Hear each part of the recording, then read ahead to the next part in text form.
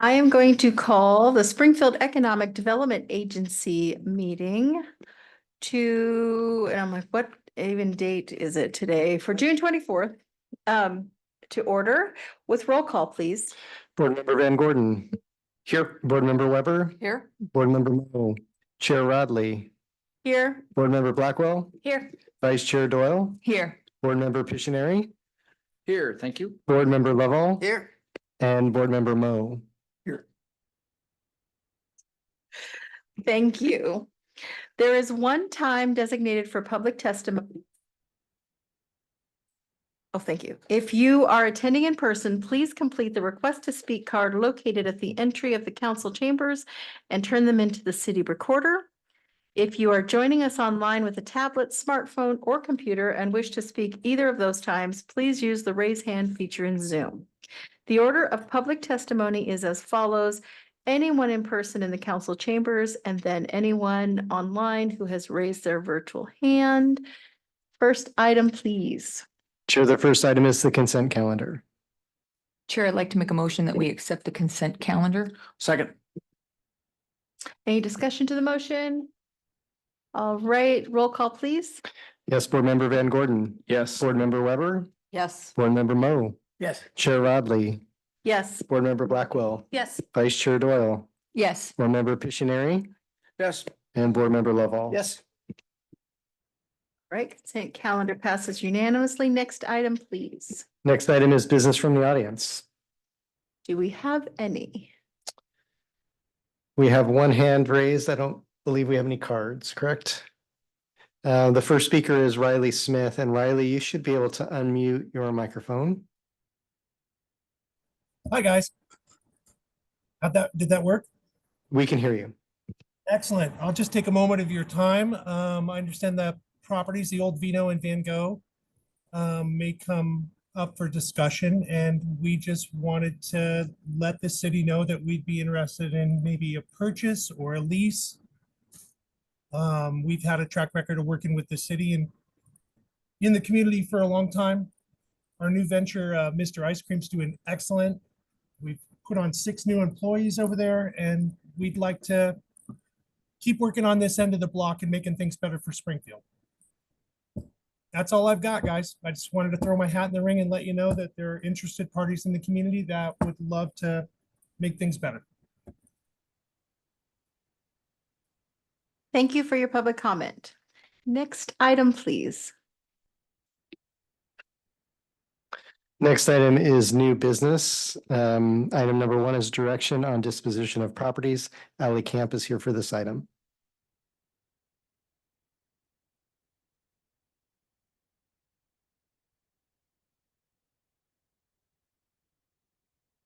Good evening, SEDA board. I'm just going to take a few minutes to orient you to our discussion today. So we're discussing 4 properties, some for lease and some for sale. Your board briefing memo discusses each property in more detail, so I'm just going to hit the highlights, and we'll see a couple of slides on your screen. When dispositioning properties per our Glenwood and downtown urban renewal plans, what this means is the sale, lease, exchange, or other appropriate means for redevelopment and development uses and purposes specified in the plan. We are going to talk about 2 properties for potential sale this evening and 2 properties for potential lease. The first ones I'm going to start with are the potential sale. Our Glenwood and downtown urban renewal plans indicate timeframes that we need to disposition our properties by. We are beyond the 10-year timeframe for both of these properties. Those properties, I'll pull them up on the, oh, here's an overview map. Glenwood, the one in orange. I don't think so, no. Great question. No. Okay, here we go. An overview map of our property in Glenwood that we're discussing tonight, and then an overview map of our properties in downtown that we're discussing tonight. They're highlighted in orange. The first property we're talking about for disposition by sale is 4095 Franklin Boulevard. It's currently a vacant lot. And the second property we're talking about for disposition tonight by sale is 138 Main Street. It has an existing shell building on it with a current tenant, which is the city's parking contractor. So like I mentioned, we are beyond these timeframes within our urban renewal plan for these properties. These properties were bought for potential development opportunities and not realized. By selling them outright, if the board chooses to do so, the board does not get the ability to have a say in what they become in the future. Up next are our two properties for lease. I'll pull them up on the screen. Both 236 and 240 Main Street. They're right next door to each other. They're newly vacant. Whenever the SEDA board discusses leasing property, it would need to meet the goals of the plan, which are to help create economic vitality through jobs, employees, potential shoppers, and potential development and redevelopment interest. And just a touch on the process before we get into your discussion. Properties take time to list, so I am coming to you early to get this initial direction from the board. The intent of coming to you before summer break is to have time over the summer to get these properties through the process of listing for purchase or for lease, should you just decide to do so tonight. The city recently approved a contract with Campbell Commercial Real Estate to assist with property management, so they can help us take on these acts should the board decide to move forward. With a cooperative use agreement between SEDA and the city, Campbell can actively work on SEDA properties as well. Without having the whole process ironed out, I imagine, should the board decide to move forward tonight, we'll take the summer to price, list, and collect applications for things. The board will get to see applications and offers in the fall. I think that's all I have. All right. Any questions or comments about this? Okay, go ahead, board member and board.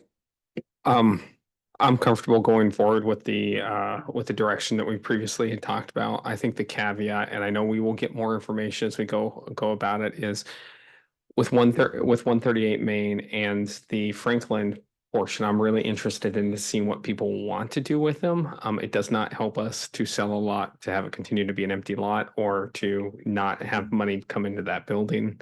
And that's, if we get an offer, that's what I'm really looking for. Vice Chair Doyle? So you're saying that we wouldn't be able to do any leasing until the fall on the buildings? Because like I heard ice cream and they had me at ice cream. So could you just tell me what? A decision to lease the property would be up to the SEDA board, and since you all are on break, our next time together would be September.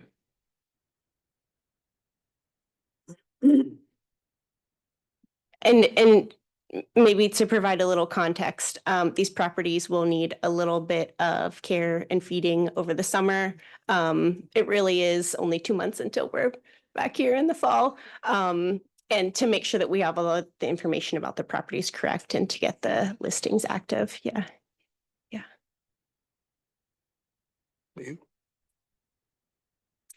Board member Lovell? No, it's Or, me. okay, board member Mo, and then board member We Lovell. share this. I've said this before, and if it's out of turn right now, tell me and I'll say it again later, but urban renewal is for economic development. It's not to make money. It's for a set area within the city or Glenwood. They pay part of their property taxes into a fund which buys property in that area to hold it for some company to come in and assume it, build some nice place on it, and make the community expand. Well, 10 years is a long time. It hasn't happened yet. So, but that is the intent of urban renewal. In this case, we have two properties that I believe should be sold. I think that they're, I had some notes, I lost them already. Let's see, what the hell? I'll bring that up again. Go ahead. I made notes and I forgot. So go ahead. Board Member Lovell. Thank you, Chair. You had mentioned something too, Ellie, about if we sell these pieces of property, we don't have any say-so in what the new potential buyers do. And I want some clarification on that because I think as an economic development agency who holds the property, we do have choices of who we sell the property to and to what vision we sell the property to. And I think, if I'm not mistaken, unless there's some state rule, we could have some development codes within the downtown core that would, I mean, for example, if someone bought the 138 building, they wouldn't just put up, a 4 by 4 foot, 6 story building and call it a 2 by 4 in the middle of the city. So I'm assuming that we would have some control on what would happen on there if we decide to sell those. Am I correct? Yes, that's a good clarification. Any development at these properties, they will have to meet our base codes and our regulations from the city. The difference between an outright sale and some sort of development agreement is the say that we have in the outcome. So an outright sale would just say, here you go ahead, deliver your project. We'd like to know what it is. A development agreement means we have a stake in the outcome happening. Yeah, good. I think as a partner, SEDA is a partner with development as Councilor Mo said. And so I think, that's something that we should keep a tight rein on as the SEDA board so that we can make sure that Springfield development in downtown and Glenwood goes according to plan. The other thing that I was thinking too is there any possibilities that if an investor would come in and say to the SEDA board, instead of buying it outright, that the SEDA board would make some sort of SDC or concession of some sort for a reasonable and an exciting development to happen rather than just an outright sale? Was that also a possibility once we list that for sale? The SEDA SDC program is active in both Glenwood and downtown, so they could utilize that program as long as there were still funds available and SEDA direction to do so. But as far as getting a concession on the price of the property, once we had an appraisal, that would be in or out of the question. Go ahead, Christina. Listing the property for sale and contemplating like a straight market sale does not preclude SEDA from considering offers that are for below fair use value, but contain some concessions on required development. So somebody could make an offer for below list price, for example, or below appraised price, and then the SEDA board would have to consider whether to accept that offer. And if so, what development conditions would you put on the property? There's a broad range of development agreements that can be used in urban renewal transactions, all the way from, highly complex, essentially giving the property to someone with a lot of obligations on what they're going to provide, which is usually done only by an RFP or some competitive process, versus similar mechanisms that were done with the hotels on the other side of Glenwood, which is the property was sold at below market value, and there were some strict requirements on objectives that had to be met, but otherwise there was not a lot of it was sort of a self-executing agreement in terms of delivering on the project. The buyer had a project in mind. The SEDA board was not crafting that project. And then we just executed documents that ensured that if they didn't deliver on that project, we would have our recourse on the sale price. Yeah, great. Thank you for that clarification. Thank That's all I you. was after. Thank you. Board Member Mo, back to you. We're sharing the button here, so, and I sort of remembered what I was going to say. That was embarrassing. And what she said is right. If there's a right person comes in there and we can give that to them, and that's enough to get them started with a $10 million project, I would support that. And so we can think that way. I don't like doing that, but if it works, it works. Thank you. Thank you. Would you like to ask that as a question? Okay. Board Member Doyle. So the question I would have is that if we decide that we want to make a motion to direct the city manager to sell those properties, can we add a provision that states that if an offer comes in with a project, that it comes back to the SEDA board for discussion, or does the motion need to be just a straight sell it? I mean, I think the motions in front of you are a little bit updated from the packet. It's directing the city manager to offer it for sale. And so the SEDA board will need to approve any new lease or any sale agreement. And so these will, regardless of the type of offer that comes in, it will have to come back to you, which is what Ally was also trying to reference in terms of your recess over the summer. And that's one reason why the earliest somebody could be in that space is fall, because the SEDA board will need to approve it either way, sale or lease. so we don't need to put anything in there regarding, because I mean, if someone's a potential buyer, I would think that they would want to know that, hey, there could be some strings attached. There could be some, issues with your project or something like that. I mean, I guess that's what I'm trying to get at is that. I don't know. I My just, recommendation is that if the board has very specific considerations that they want reflected in the offer for sale, you could be clear about those in your motion. Otherwise, if you direct the city manager to offer it for sale, then Nancy will be the one using discretion Okay. about whether the way that's marketed is consistent with the direction that she's heard from the board okay. this evening. Yeah, thank you. Okay. Go ahead, Nancy. Thank you, Chair Ridley. I just wanted to assure the SEDA board tonight that I would definitely, this is just the ability to enter into a legal process and giving us direction on how to dispose of these properties. Certainly, we would come before you with any kind of final decision, whether that be exclusive negotiation agreement, outright sale, there's a lot of factors on the table here. So this just gets us started in a direction while you go on recess. Thank you. Any other comments or questions? Have we settled our sellers' nerves here? All right, I am willing to entertain the first motion. Chair Rodley, I'd like to direct the city manager to offer for sale 138 Main Street. Second. Roll call vote, please. Board Member Van Gordon. Yes. Board Member Weber. Yes. Board Member Mo. Yes. Chair Rodley. Yes. Board Member Blackwell. Yes. Vice Chair Doyle. Aye. Board Member Pictionary. Yes. And Board Member Lovall. Aye, so. All right, next motion, please. Chair, I'd like to direct the city manager to offer for sale 4095 Franklin Boulevard. Second. Vote, please. Board Member Van Gordon. Yes. Board Member Weber. Yes. Board Member Mo. Yes. Chair Rodley. Yes. Board Member Blackwell. Yes. Vice Chair Doyle. Aye. Board Member Pictionary. Yes. And Board Member Lovall. Aye. Passes, and I will entertain another motion. Chair, I'd like to direct the city manager to offer for lease 236 Main Street. Second. Vote, please. Board Member Van Gordon. Yes. Board Member Weber. Yes. Board Member Mo. Yes. Chair Rodley. Yes. Board Member Blackwell. Yes. Vice Chair Doyle. Aye. Board Member Pictionary. Yes. And Board Member Lovall. Aye. Next motion. Chair, I'd like to direct the city manager to offer for lease 240 Main Street. Second. Vote, please. Board Member Van Gordon. Yes. Board Member Weber. Yes. Board Member Mo. Yes. Chair Rodley. Yes. Board Member Blackwell. Yes. Vice Chair Doyle. Aye. Board Member Pictionary. Yes. And Board Member Lovall. Aye. Thank you, everyone. Thank you, Ally. Next item, please. Next item is a housing diversity tax exemption update. Katie Carroll is here for this item and no action is requested this evening.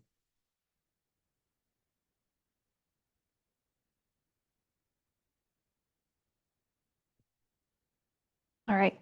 Good evening, board members. My name's Katie Carroll. I'm a housing analyst for the city here tonight to talk to you about a property tax exemption the city just recently adopted that we're calling the Housing Diversity Tax Exemption, or HDTE. I was asked to bring this by SEDA board leadership to you tonight for information. The HDTE is a property tax exemption program that cities in Oregon can choose to adopt.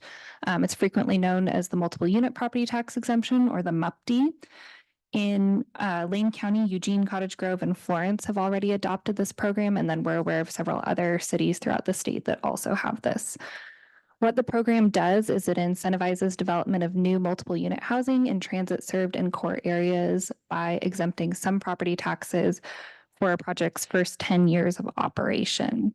Cities have to designate where this benefit is available, and council chose to include both Glenwood and downtown in the program. So that obviously overlaps with the urban renewal district boundaries and is an additional tool that developers may be able to access in those areas. There are minimum requirements to the program though, so not necessarily every multiple unit housing project will qualify for it. In order for the tax exemption to apply to the full tax amount and not just the city's share, the city needs to get formal support from at least 51% of the levy for the program. So staff is currently going around right now and having those conversations with the boards of other taxing districts. The reason that SEDA doesn't have kind of a formal role to play here is it does not actually levy taxes. So that's why we're here for information, and happy to turn it over for any questions or comments. Any questions or comments? All right, thank you and good job. Thanks. And I think that's our last item, right? No other items. All right, before we adjourn though, since this is our last official SEDA meeting, I just want to say out loud to the staff and to this SEDA board, we have done a lot of amazing work. But as we're going on break, and we've really started to move the ball down the field, and it has been hard and challenging, and we've had to make some difficult decisions. And staff has had to dig deep and come and say, we need to fix these things. And I just want to just a big pat on the back that we are really starting to get some motion, and we're going to come back in the fall and just continue kicking butt. So thank you, and meeting adjourned.